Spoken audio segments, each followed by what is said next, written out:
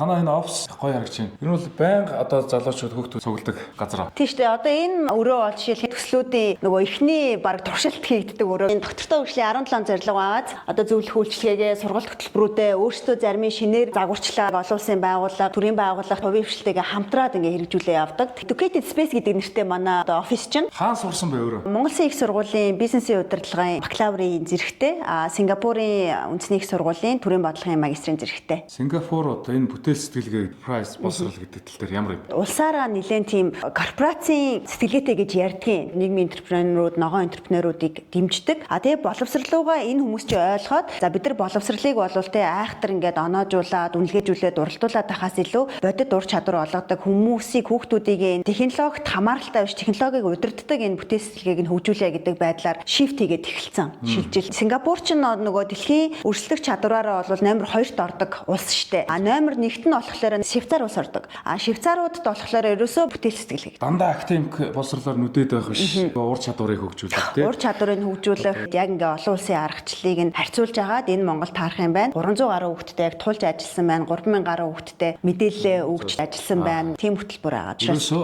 Монгол хүүхэд тохирсон боловсролын арга зүй хөтөлбөрийг гаргаад ирсэн байна. Тэгсэн байна. За энэ бол маш үн цэнтэй одоо капитал маш гоё мэдээлэл байна. За та бүхэнд баярлалаа. За их баярлалаа.